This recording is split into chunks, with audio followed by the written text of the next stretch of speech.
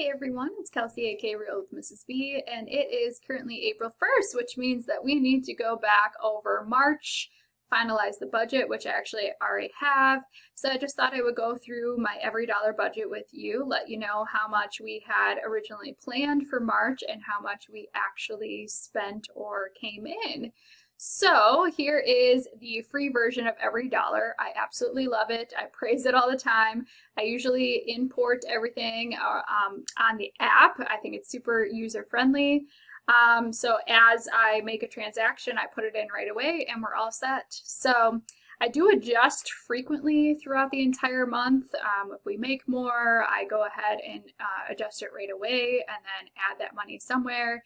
If I see that we're on track to be under budget in a particular area, I go ahead and reallocate that money somewhere else. I'm just always monkeying around with the numbers to make sure to make it as close to an EveryDollar budget, meaning down to zero. So this 526 that was left to budget, I'm just rolling that over to April. It's only a few bucks. It's not a big deal. I could put it into our emergency fund or something like that, but it's not a big deal. It's not that much money. So I just roll it over to April. All right, so originally I think I had planned about $2,500 for my paycheck. However, I realized that I got paid from YouTube still, even though I wasn't posting any videos. I did still have Google Ads or AdSense from the time that for my other videos. So I got paid from them, only about $114. And then I also got paid for this advisory thing I do for work. So that brought in my income a little bit higher. John's income, ooh, I realized I didn't even adjust this here. So you can see his income, that's like standard, but right now he's making like bank, like double what he normally makes because he's been picking up. He worked like 140 hours in his last paycheck. That will be, you'll see on April. So I didn't adjust this to make sure that it was equal to the received amount. So you just go in and adjust it here and you can actually see that I have $61 left to budget, but I will just roll that over to April. See, this is why it's important to go back through the budget to make sure everything's good. All right, this other is actually just what rolled over from February. Normally, now that we're in baby step 3B, we are giving ourselves $100 each for personal money, and I had actually a bunch of personal money left over from February, and then probably about 50 bucks just like this that rolled over into March. All right, so that was all of our income.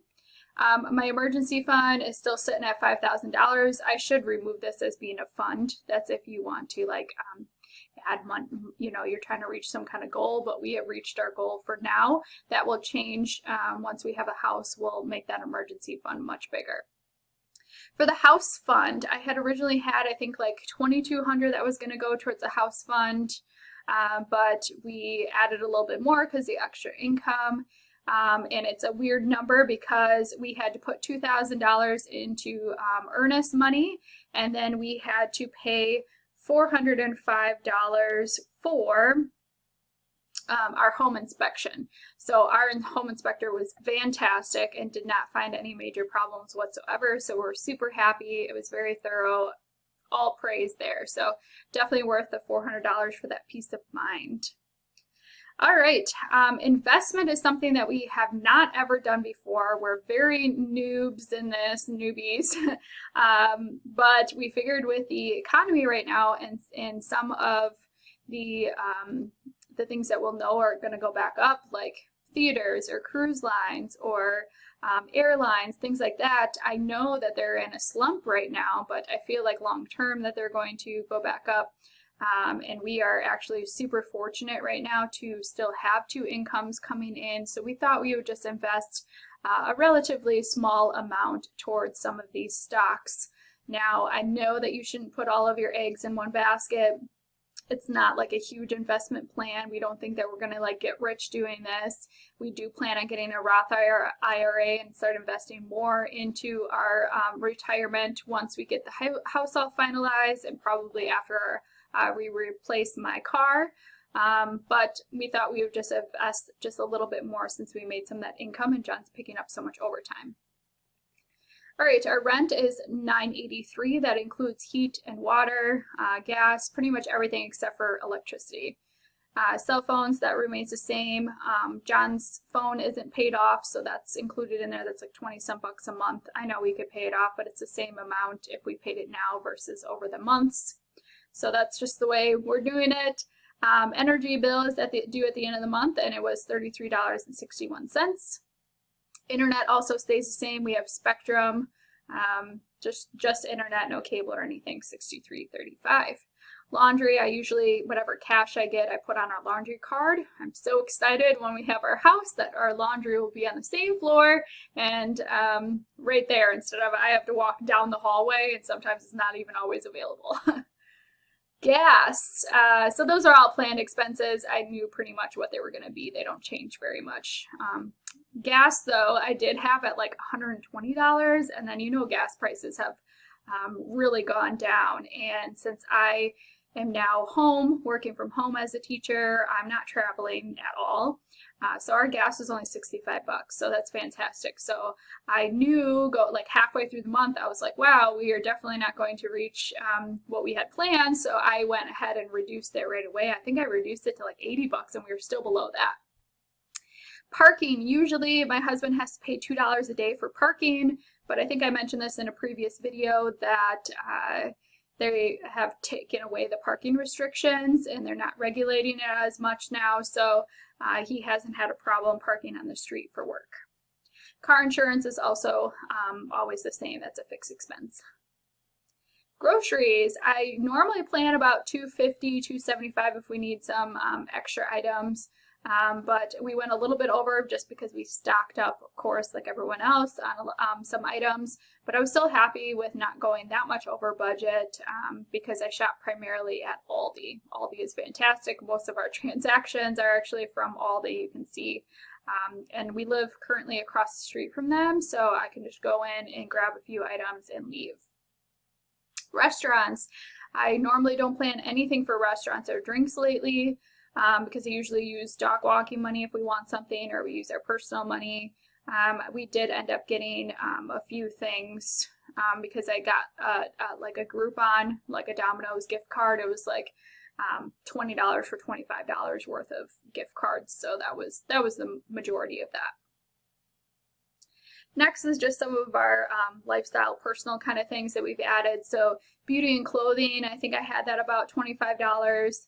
And what I had spent was a few things on Amazon.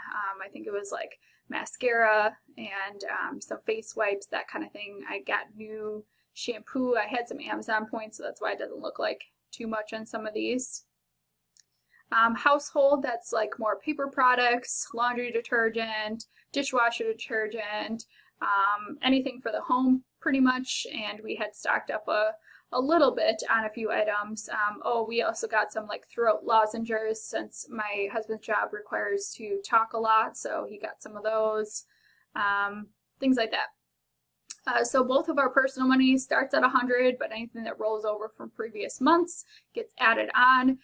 John went way over budget. He was only at $100, and then I actually had like $300 something because I'd just been rolling over it this whole time, but I decided to put that money towards the investments instead. So now we're just zeroed out here, so we'll start over fresh in April at $100 each. Netflix, we had just upgraded it, so it's a few bucks more, but now we can have it on more screens, and we have the 4K and everything, so we don't have cable or anything, so that's like our means of entertainment. School supplies, this was early on in the month before we got, we closed, so I give out like candy for different trivia questions or games. I buy mints for tests, different things for my classroom, and let's see, I think I might have gotten something too. We do like a raffle, so that's all sitting in my classroom right now. And then gym membership, which we're not utilizing right now, but I did get a notification that since they are closed, we won't be charged in April, so that shouldn't be there, and we might end up canceling it since we'll be moving this summer. Okay, nothing for miscellaneous. Car maintenance. We just put, these are sinking funds, so I just put them into our savings account that we have access to if we need to. So I will show you guys later my spreadsheet of keeping track of how much is in each one of these accounts. But car maintenance, my car's pretty old, 2004. I know I'm going to need an oil change pretty soon and an alignment, so put some money in there. The cats, it ends up being 7001 because I did stock up on some litter and food for them before all of this craziness. Entertainment, I think I had more than this, but or around this. It's a weird number because I just zeroed it out. We did end up buying tickets to go see the Bucks before all of this, and now it's been suspended, so hopefully we'll be able to go to the game when they reschedule. Otherwise we'll get our money back for it. We did get a movie in before everything went down, and then we rented a movie from Amazon Prime that I had. It only cost us 16 cents because I had some kind of discount there too. Gift money, we just put in, I think I had it scheduled at $50, but I had purchased some things for a baby shower, so that was $41.79, so I just made that instead of putting, $9 or whatever into the account. And then I have an HSA still from a previous job, so I've been just putting in $100 a month. Yearly bills, there weren't anything due for March, but I keep it in there, and then it actually doesn't allow you to delete the debt section, but we don't have any debt, so that's everything. You can see on the side, I love that you can see how much we put into each one of these categories, so I'm pretty proud of the fact that our savings was about 50% of our planned expenses. So, and actually technically our sinking funds is savings as well. So we're looking pretty good. I don't mean to brag at all. I know so many people have a lot of hardships going on, and I just feel so fortunate and grateful to be where we are, that we have a little bit of a cushion. I am still stressing out though with this home buying process. There's a lot of expenses in that, but all I have to say is budget. Budget is key. Know exactly where your money is going. Cut things that you don't need. It is like the #1 thing you can do, and I know that there's unexpected things going on, and I feel for you. I hope that you and your family are doing well and staying safe and healthy. And please let me know if you have any questions on this, and I'll talk to you guys soon.